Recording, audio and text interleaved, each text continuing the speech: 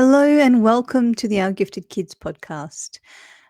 I'm excited this week this is like a teaser episode. So we're unpacking neurodiversity because next week we have got 5 episodes being published for Neurodiversity Celebration Week. That's a podcast every single day. That's huge. And it's also really exciting because we have some awesome podcasts coming up. So what is it that I wanted to celebrate about neurodiversity? Honestly, what I wanted to do was actually dive into what it is like to realize you are neurodivergent as an adult. What is the point of doing all that work? What difference does that make to your life? What is that like? Because I went through that experience over the last 18 months, and I can tell you now it shifted me dramatically. And I know that I am not alone. I actually know a whole bunch of folk who, even just in the last year or two, have learnt as, adults in their 30s, 40s, 50s, whatever, learning that they have ADHD or they're autistic, and let alone the gifted piece, right? So you might say, well, what's the point of a label at this stage in life? Well, in this episode, we answer that question. We talk about what is neurodiversity and neurodivergent, and we have a bit of a chat about what you can look forward to next week. So sign up to our website at ourgiftedkids.com so you don't miss anything, because over the next week we've got some great content coming up, and I'm super excited to be having this conversation because what was important to me when I was going on this, let's call it a journey, it was pretty bumpy at times, was actually being able to find stories from people that I could resonate with. And as I said before, I'm a huge believer that we need to share these stories so we can see ourselves in other people. And that really helped me. And I'm hoping that through these conversations over the next week, it might help you as well. So stay tuned, check it out. And I'm really excited to hear what you think over the next week. So do let us know on Facebook or Instagram, or join our Facebook group. But sign up on the website, ourgiftedkids.com, so you don't miss anything. Talk to you soon. Bye. Hi, I'm Sophia Elliott. As a parent of 3 gifted kids, I'm here to talk about all things gifted. Because I've been isolated and uncertain, and I felt like that parent. Then I found peace of mind, support, and my community. This podcast is about sharing that journey, actually parenting gifted kids, and connecting with advice and support. So we have everything we need for every member of our family to thrive. This is the Our Gifted Kid podcast. Hello and welcome to this week's podcast. I'm super excited because today we're going to unpack neurodiversity. And this episode is a bit of a taster for what we're going to dive into next week with Neurodiversity Celebration Week. So what is this whole neurodiversity thing all about? Well, let's just dive into it. And first of all, let's have a little chat about language. So neurodiversity. We can often be tempted with language to think that the words we use every day or familiar with have been around forever. But actually, neurodiversity was coined by a woman called Judy Singer, who was a sociologist and autistic, and she started using the term neurodiversity in about the late 1990s. It refers to the idea that certain developmental disorders are actually normal variations of the brain, and people who have these features also have certain strengths. So it's a strengths-based look at or take on those differences in the brain that result in both challenges and strengths. Because a lot of the time, these things that we'll talk about, we talk a lot about the challenges, the deficits, the gaps, but we don't take a lot of time to consider, well, actually, there are also strengths that go along with these things. So in the late 1990s, neurodiversity was very much seen as a language related to autism, as Judy sort of intended it to be. However, over time, we can actually see that neurodiversity as a term has shifted a bit, and now it's more an umbrella term to reference a whole range of neurological differences. Differences like ADHD, ASD, dyspraxia, dyscalculia, dysgraphia, Tourette's, giftedness as well, anxiety, and a whole bunch of other different states of being. However, as language does, I would actually say it has shifted even further. I was reading recently, and I did desperately try and find the book I was reading about this, and I just couldn't find it. But it was talking about the brain, and it actually went into the reality that even among the neurotypical population, so people we may have used the label normal with, not that we like that word here, but the cohort of people considered to have a typical brain, even within that cohort of individuals, there is a huge range of diversity in the brain. So even within the typical population, there's a huge amount of neurodiversity. And so what we have within the atypical population is a word called neurodivergent, and divergent in specifically referencing something which is atypical, so not typical. So we've got neurodiversity, which is literally diversity of the brain, which can actually apply to all brains of the human race. It is an organ that we have which has an amazing amount of diversity and difference just from person to person on a daily basis anyway. So let's celebrate that, right? But also there is a cohort within that of individuals that would be considered to have an atypical brain or a divergent brain or a neurodivergent brain. And so those individuals might express as ADHD, ASD, dyslexia, dyspraxia, all those things I've referenced already, and more, right? So basically, there's a massive amount of diversity within all of our brains, and that's wonderful because diversity is great. It means we have different perceptions and ideas, and that breeds wonderful, innovative, creative outcomes. But also we have a group of people with this brain that is actually different again, neurodivergent. So you might have heard here at Our Gifted Kids, I tend to use the term neurodivergent because as best I could tell with the research I have done, that encapsulates what it is I'm trying to talk about, those brains that are atypical. I wanted to have this conversation just to draw our attention to the fact that this is shifting. It's always shifting. Like that term neurodiversity, that was only coined in the late 1990s. And as we know, language comes and goes and changes over time, and the meanings change over time. And I think it's really important when we have these conversations because our main goal is we want to improve communities' education.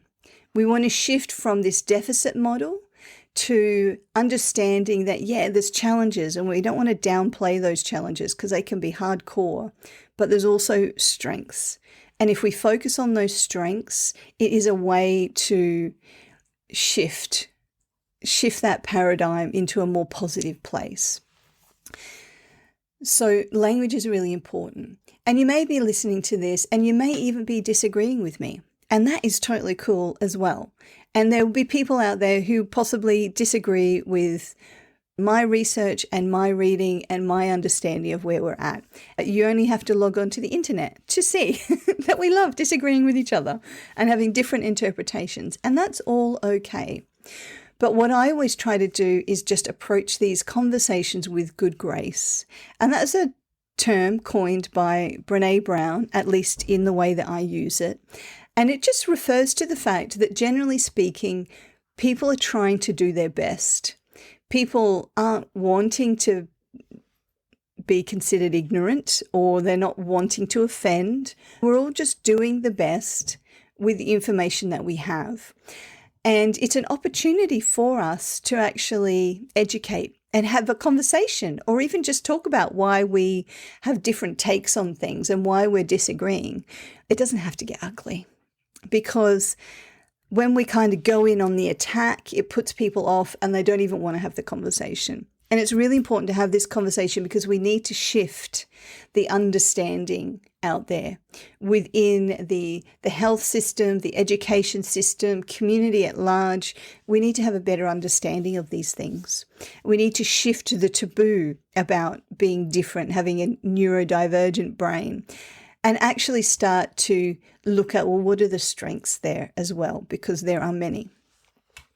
The reason I have chosen to kind of dive into Neurodiversity Celebration Week is, yes, of course, I want to be having that conversation around, let's celebrate our differences, our brain differences, and let's celebrate the strengths of our neurodivergent brains.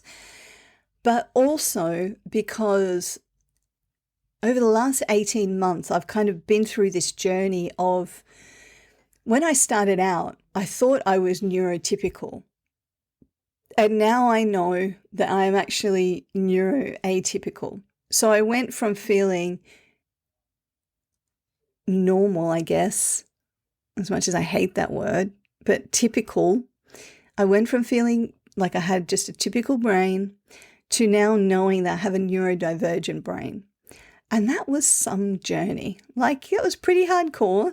I found it challenging to understand how the person I thought I was could fit into that new identity. And it took a while to get my head around that. So I now know that I'm gifted, which wasn't much of a surprise because I have 3 gifted kids, but also that I am autistic. And now that was a surprise, because I've done a great job of masking and camouflaging my whole life, and I didn't even realize I was doing it. I thought everyone did that. And so when I kind of got that diagnosis and I was talking to a few friends, a friend of mine made the comment that, how do we know that we're different if people don't talk about it? Like, what do we have to kind of compare our lived experience to if people aren't prepared to have these conversations? And that really resonated with me, because when I was trying to figure all this out in my own head, I went online to find the lived experience, to find the stories that I could relate to that would resonate with me, to help me unpack this journey. And so from those comments, I sort of thought, yeah, we need to have this conversation. And I'm okay about being, upfront and open about the fact that I've been on this journey and I've come out the other end being gifted and autistic. And I'm okay about, at this point in time, saying, I'm still figuring that out. I've come a long way in the last 12 months. My understanding of myself and autism and being gifted and autistic has shifted immensely. But I'm still very much on that journey of consolidating and processing. So I'm okay about sharing my story.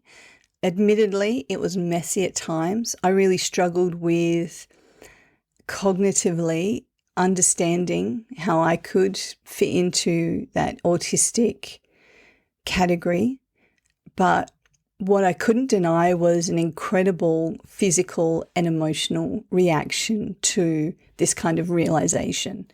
And so I spent a solid period of time digging into this, getting assessed in great detail, because I felt like I needed to come out the other end knowing it had been rigorous and have confidence in that shift for me. So this week, what I wanted to do was I wanted to have a dive into adult diagnosis.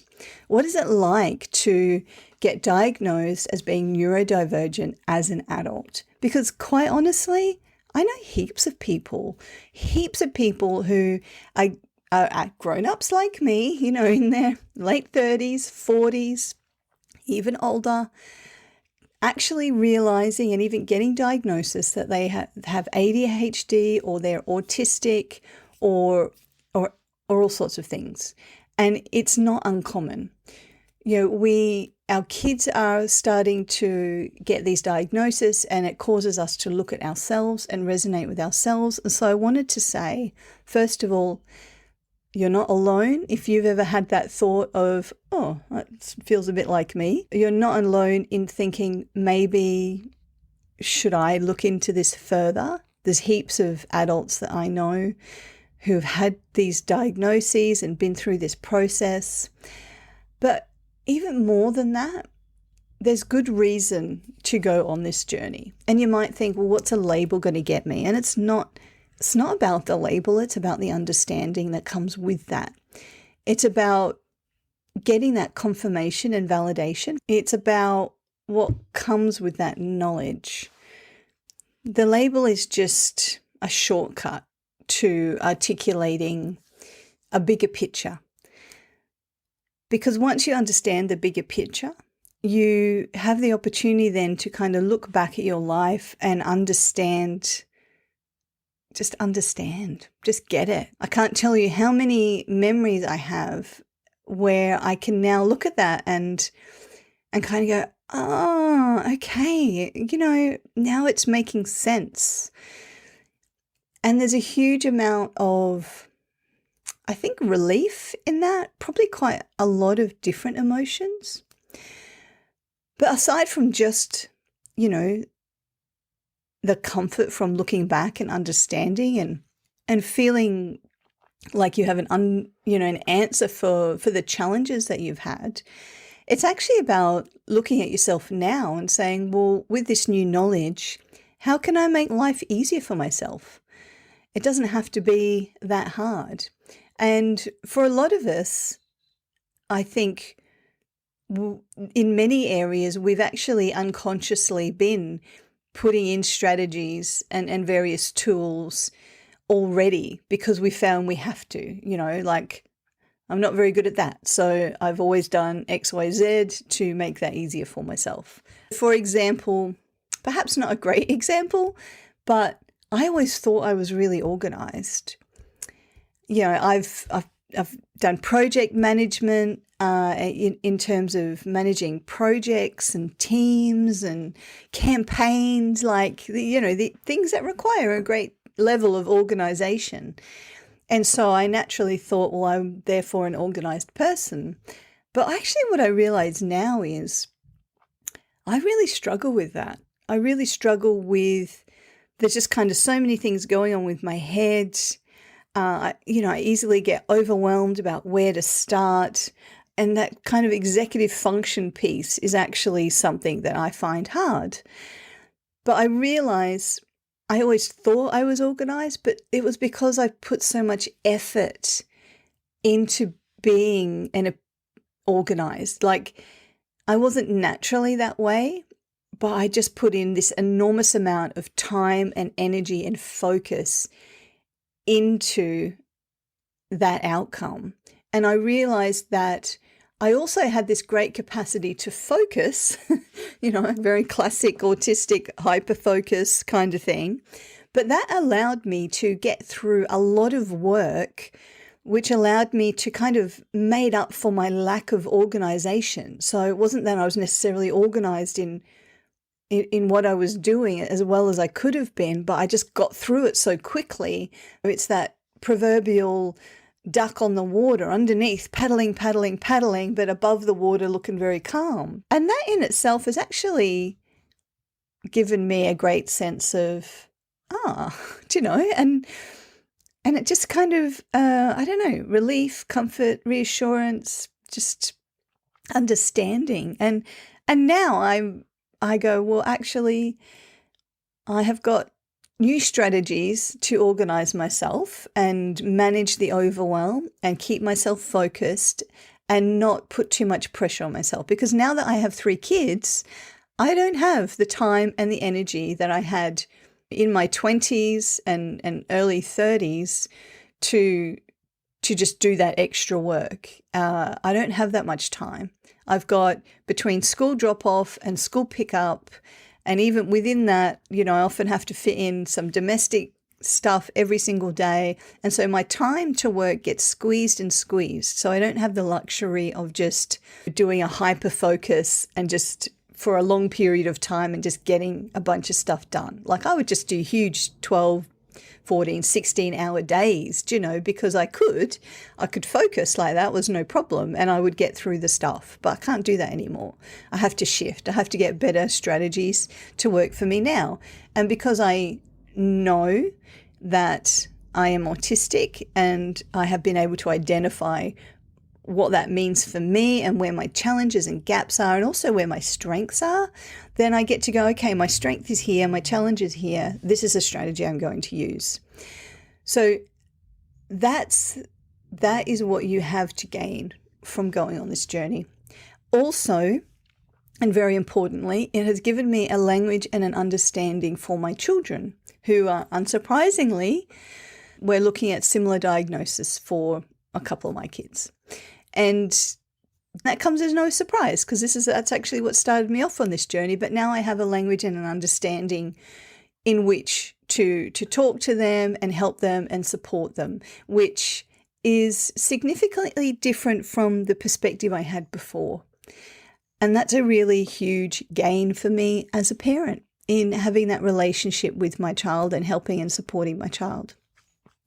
So there's a bunch of reasons why this journey is worth the time and energy. There's a lot to get out of it for ourselves as grown-ups, but also for ourselves as parents. And so for this Neurodiversity Celebration Week, what I wanted to do was dive into this journey of being an adult and thinking maybe I'm neurodivergent and how would I figure that out? What's the journey to figuring that out? So we've got 5 different podcasts next week, which I'm super excited about. Our first podcast is with Jennifer Harvey-Salin, who's the founder of Intergifted. Now, Intergifted is this amazing resource, and they do counseling, they do qualitative assessments for giftedness, they've got blogs, they've even got some podcast episodes that they do. They have all sorts of workshops and courses and things, both for individuals on the journey, but also for professionals who are wanting to work with gifted community. So Intergifted is about that gifted and 2E adult space and understanding ourselves and helping us unpack them. And so it's an amazing organization doing really great work, and it's one of the very few out there working in this niche. So a big part of this week for me was not only having this conversation, but also being able to direct you to great resources out there if you wanted to dive a bit deeper. So Intergifted is great. So with Jennifer, we actually use my journey as a way to unpack what it's like to kind of go through this journey of figuring it all out as an adult. And so I talk a bit about my journey, and Jennifer helps us understand that more broadly. And we talk about, is this just me or do most people feel like this at this stage? And it's a really great conversation that helps unpack that journey. And she's just amazing. Our second episode with Nadia Serengeti, who's the host of Unleash Monday podcast. Again, a great resource. And Nadia's podcasts are all with really interesting, gifted and twice exceptional individuals about a whole range of topics within this kind of gifted 2E space. And Nadia and I actually started our little podcast journey around about the same time, and we met then. And so it's really wonderful. We've kept in touch. And we did a podcast together, like back at the beginning.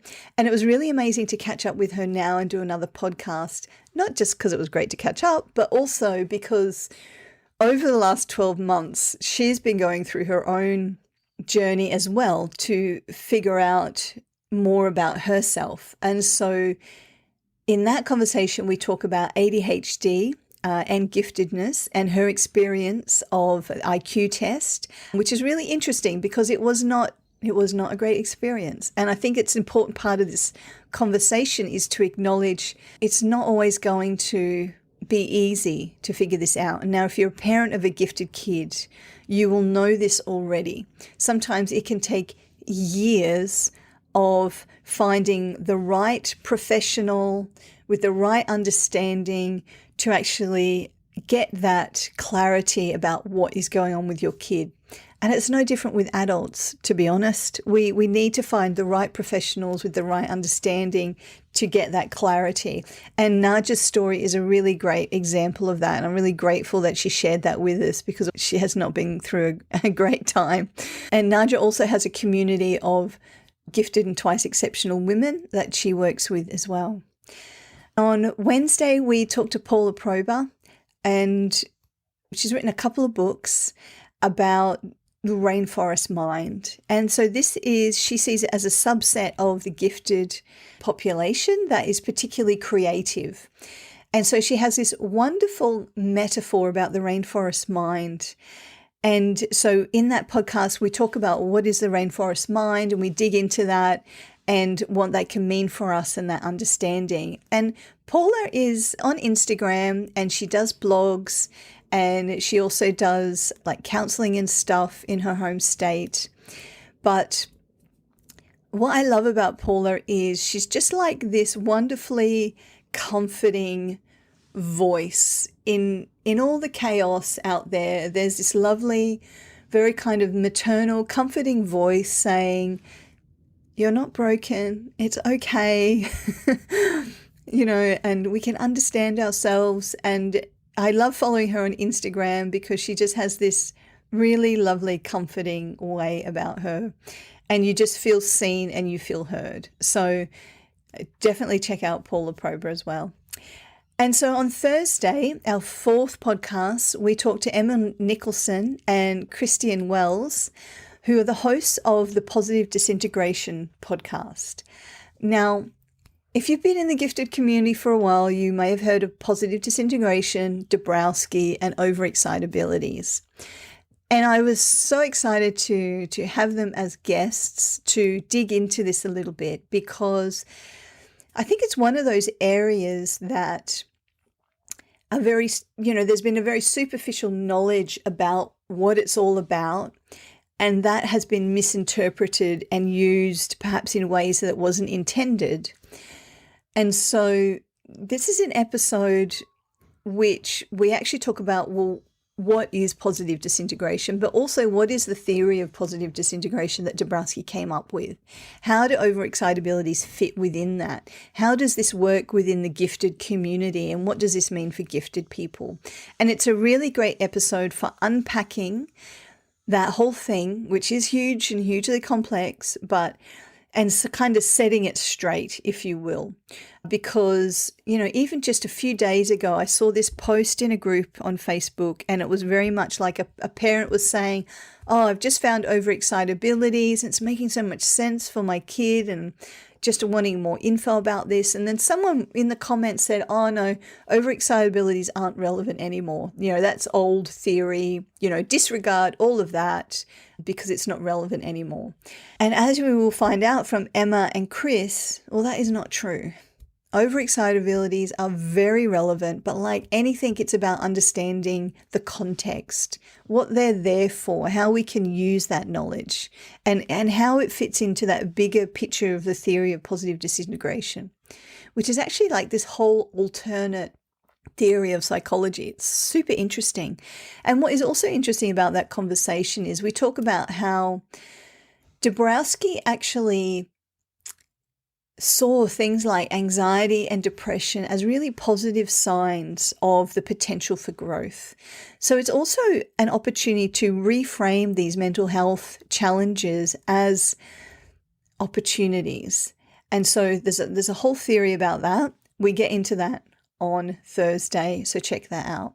And then finally on Friday, I'm just wrapping up the week. We're going to have a bit of a chat, just you and me, about how women present differently with things like ASD, autism, and ADHD, and even giftedness, right?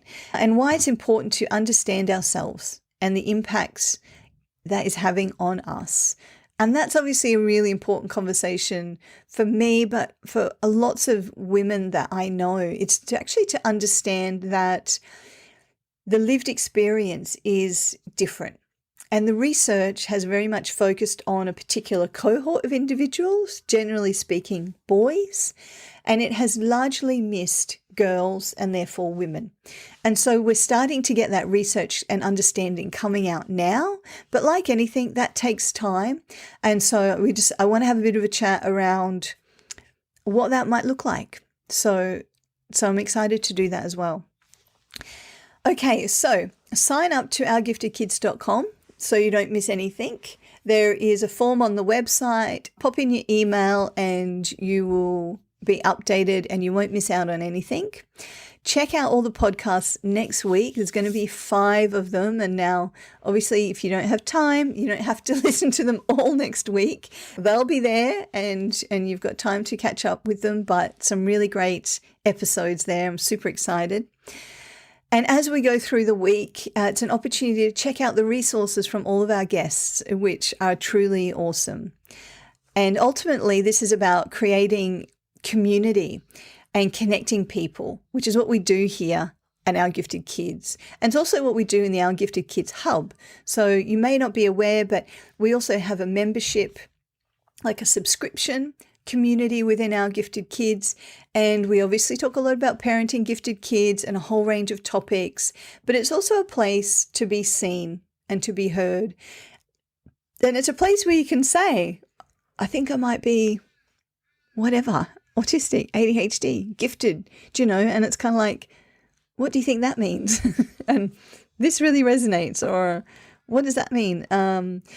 Or just having these challenges with my kid, or even better, I want to celebrate this amazing thing my kid did. And it's a safe community and a safe place to do all of those things, as well as lots of kind of resources and bonus like videos of podcasts and bonus like conversations with our guests as well.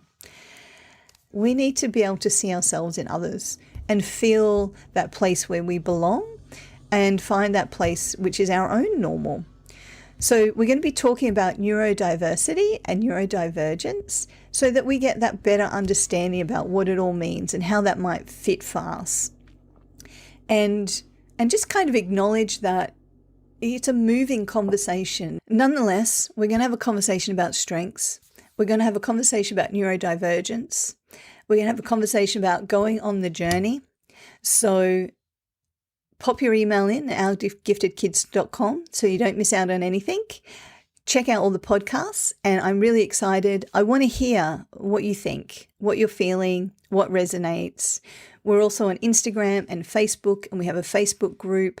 So get engaged, get involved. Let us know. Where are you at? What do you think about that? All right, take care, and I will see you soon. Bye. If you enjoyed this episode and it inspired you in some way, I'd love to hear about your biggest takeaway in the comments. For more episodes, you can subscribe, and to help others find our podcast, please leave a review. You can find show notes and more resources at ourgiftedkids.com, and connect with us on Facebook and Instagram. See you in the same place next week.